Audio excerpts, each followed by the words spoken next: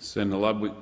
Thank you, Acting Deputy President. This is a budget. Of course, you would go horse on. It's that bad. I rise to contribute to the debate on the Appropriations Bill. The Prime Minister called this budget a fair budget. He believes that this budget is fair on the Australian people. He could not be more wrong. This is a budget of broken promises and twisted priorities. It is a budget that attacks the fundamental basis of the Australian social contract. The Treasurer has claimed Australia has lifters and leaners, trying to split people in two. That social contract he is trying to divide. He's made a high political value of the cost per working Australian to support those on welfare, lifters and leaners. A not too subtle coded attack on the poor, those people who are unwell and most vulnerable Australians. With all of the rhetoric from the big dancing Treasurer, you'd think if the budget was going to be cruel, it would at least be consistent. Yet the budget is as inconsistent and unfair as it is cruel. It is because at the heart of this budget is a real stinker, a real betrayal of the hard-working Australians that are being attacked by the budget. The paid parental leave scheme, this friendless policy, the Prime Minister calls his signature policy, hands out to those who need it the least. His backbench knows it, his cabinet knows it, and quite frankly the Australian people get it too. They know it. The PPL is bad policy, it is fundamentally unfair, and it is tearing this government apart. The government claims that there is a budget emergency. So let's walk through the facts about this emergency. I don't hear any siren in the background. They've claimed the emergency is of such grave magnitude that they've cut $80 billion from health and education, imposing a $7 GP tax when you visit your doctor or get an X-ray, and increase the costs of medicine. A tax on the elderly and people with disability and their carers by cutting the pension, cutting the indexation arrangements to carers' payments and disability payments form the centrepiece of this broken promise. And what a centrepiece it is. Attacking young people by increasing HECS fees, attacking people on New Start, on youth allowance, by forcing them to wait 6 months before receiving any support. From the young people starting out in life to those senior people who have contributed so much to this nation, they're all being made to suffer for this unfair budget full of twisted priorities and cuts because of the siren in the background, because of this so-called emergency. An emergency that is so severe the government wants to introduce a massive roll goal paid parental leave scheme. That's how emergency is now framed. This scheme is economically irresponsible, inherently unfair, poorly constructed, and, could I say, the best example of the ideological confusion that has gripped this Abbott government. And of course it does spark some outrage from those opposite, because of course they should similarly be as outraged as I am with this paid parental leave scheme and how unfair it is. I reckon they would find it hard to convince their electorate, but I hear rumours that they're hiding from their electorate when it comes to these issues. Mr Abbott's scheme is so unfair that, for example, women earning $100,000 or more will receive the new maximum of $50,000, while a woman on the minimum wage receives $16,000. Pretty clear, pretty sufficient to be able to work out who is much better off. It's plain and simply not right. And I think those who question the then opposition leader, Mr Abbott, at a debate at the Rooty Hill RSL put it well.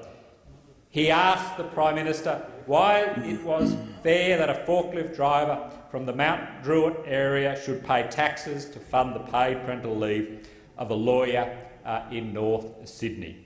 In contrast, before Labor introduced a fair paid parental leave scheme for the first time in our history, only 55% of women were able to access paid parental leave.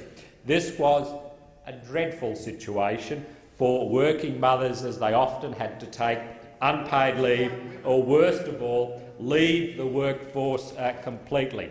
Today, around 95% of working mothers have access to paid parental leave because Labor has built a scheme which is fair, affordable, and most of all, we are supporting those who need it the most. The Productivity Commission in 2009 report said a flat rate payment is appropriate in an Australian context and has the virtue of simplicity and affordability. End of quote. It went on to say payments at a flat rate would mean that the labour supply effect would be greatest for lower income, less skilled women, precisely those who are most responsive to wage subsidies and who are least likely to have privately negotiated paid parental leave. Full replacement wages for highly educated, well-paid women would be most costly for taxpayers, and given their high level of attachment to the labour force and a high level of private provision of paid parental leave, would have few incremental labour supply benefits. And I think that sums it all up from an independent source. And so it is a strange day when a Liberal government wants to ignore the findings of the Productivity Commission report. I find it strange. The Productivity Commission has always, I think, fallen on the more conservative view, and of course the Coalition have shunned it. Does that put them at the right end? I don't think so. I think it puts them at the wrong end of this book. It's important to emphasise, though, that this paid parental leave scheme is not an idea that has organically developed from within the Liberal and National Party room. It's not part of the Liberal Party philosophy. I don't know whether I've ever seen it on their manifesto. It didn't come from careful analysis and policy development during and inside the government. This is the Prime Minister's own costly answer to a political problem, namely the lack of trust women place in him personally. The problem with the Mr Abbott paid parental leave scheme is that it is essentially acts as an income support payment without the means testing that other welfare payments currently receive. Contrast that with what they are now doing and talking about in the welfare area. It stands in stark contrast to that. For a government that speaks a lot about ending the age of entitlement, introducing a gold-plated paid parental leave scheme that is unfair, badly targeted and expensive, I'll let those opposite judge how contradictory that is, because they're getting told that every day when they return to their electorates. Let's not forget when Mr Tony Abbott was overseas, it was Mr Joe Hockey doing the rounds, crying about the burden on taxpayers in funding welfare programs. He did a hospital pass to Mr Hockey to sell this. The Mr Abbott paid parental leave scheme was crafted for political purposes and without any evidentiary base as to its efficacy. Contrast this to the current paid parental leave scheme introduced by Labor after the Howard government did nothing for years. Labor acted. We faced opposition to, of course. Let's recall what Mr Tony Abbott said about it in 2002. Compulsory paid parental leave, paid maternity leave, I should say, over this government's dead body. Frankly, it just won't happen. That's what he said. Amazing turnaround for this guy. He knew that this was so unpopular and unfair that this scheme wouldn't even get approval from a shadow cabinet, let alone the coalition party room. So he just announced it, brought you all on board, told you about it after the event, to the bemusement of many shadow cabinet ministers at the time, and certainly blindsided his own backbench. We've had Senator Williams rightly point out that this scheme is too expensive. Senator Boswell, Senator Bernardi, Senator Smith and others also note their reservations and opposition to this unaffordable scheme. And I think it's worth reminding the chamber of the words of Senator Ian McDonald in this place a few months ago to understand the full workings of this government and this Prime Minister. Even the Prime Minister is working on what I would call an old-style Soviet command and control structure. Quite amazing from those opposite to talk about their own government in that way. Even the Greens don't have this sort of communist dictatorial nonsense. I'd accept it from them, but for the Liberals and Nationals who are never happier than when they're reliving the Cold War, this is a strange way to act, quite frankly. So let's remember Senator McDonald's words from December last year. Really explain the dysfunction at the core of this government. I thought I'd seen it all, but Mr Tony Abbott's ragtag bunch of misfits have found new and innovative ways of putting the fun into dysfunctional.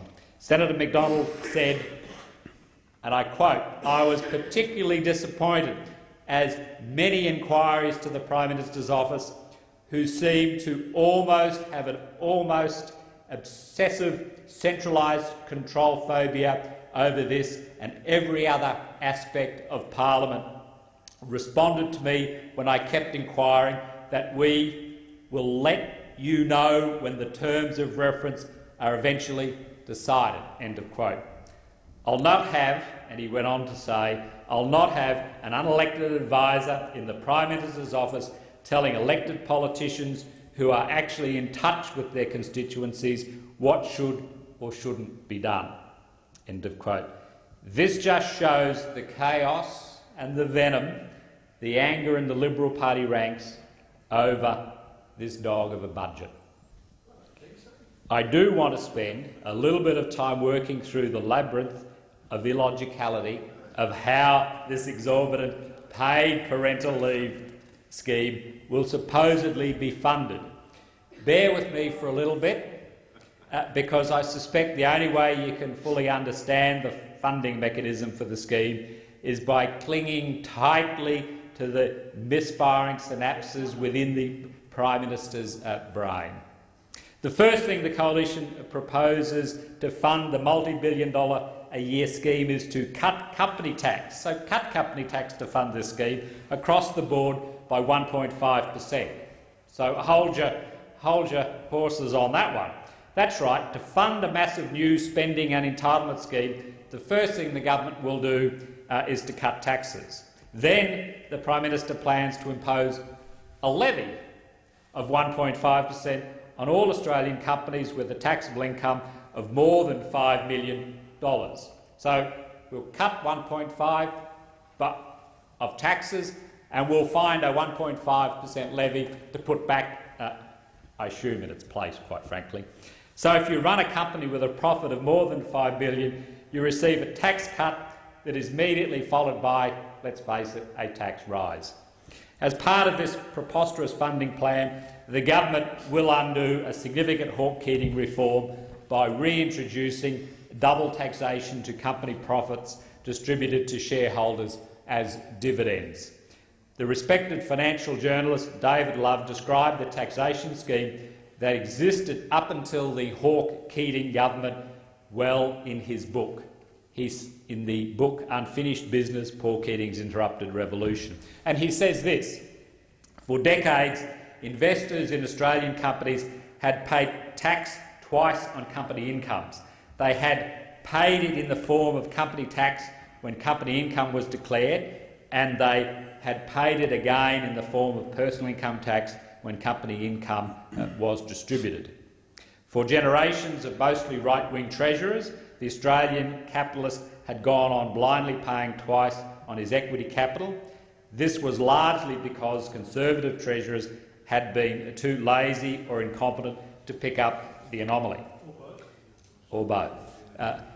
Paul Keating set to work getting rid of this preposterous circumstance, which has forced mum and dad investors and small family-run businesses to pay tax twice on company income. These days, when dividends are distributed to shareholders, whether they are small private investors like self-funded retirees or families that run successful businesses, individuals receive a franking credit for the company tax already paid on that income. Sensible. The ATO currently recognise that dividends have already been taxed at the company rate, and therefore individual investors receive a franking credit when dividends are distributed. That means for an investor who has had a marginal tax rate of 37%, they will only be taxed at 7% for the dividend that they receive. Clear. But the Treasurer and Prime Minister are planning to bring back double taxation in order to fund this paid parental leave scheme. We're going to hit mum and dad investors again. Now, people who receive dividends from companies which are liable to pay the 1.5% levy will no longer receive a franking credit for that 1.5%. Mum and dad investors who listened to John Howard and bought Telstra shares and had a marginal tax rate of 37% will now pay 8.5% for any dividend they receive. Another slug. You think it won't be seen? It's there. Mum and dads will feel it, let me tell you. Paul Keating did Australia a great service by removing double taxation, and quite astonishingly, for a government such as this, a Conservative government who at least up until a few years ago championed the ability of being able to say they were for mum and dad investors, for corporates, they would consider reintroducing that appalling position. Particularly, I think it's even more galling, particularly to pay for an excessive paid parental leave scheme that will deliver very few benefits. For a party that professes to be in favour of lower taxes, it is frankly absurd for it to be reintroducing double taxation. But there we have it. That's what we're doing. I'd encourage those opposite to recognise that's exactly what you are signing up to, is to double taxation again. But given the Conservative history in this area, it shouldn't come as any great surprise. It just places Mr Joe Hockey in his rightful place in the long line of lazy and incompetent treasurers that we've had from the Conservative side of politics, who dances on the best day of his life as he cuts support and funding for the most vulnerable in the community. That's his signature tune. Mr Abbott's signature tune is a unaffordable paid parental leave. The bizarre funding mechanism doesn't even cover the entire cost of the scheme. As Laura Tingle pointed out prior to the 2013 election, and I quote, "Having finally undertaken a more serious costing exercise than it did in 2010, it emerges this levy will only finance slightly less than half the cost of the scheme." End of quote. In fact, this government is so unsure as to how it will pay for the paid parental leave scheme, it's not even in the budget. It can't be found. It's a signature policy. It's the one that they've been promoting for so long, but can't be found in this budget. Instead, it's locked up in the contingency fund because the government is still working through how to fund it. So be aware.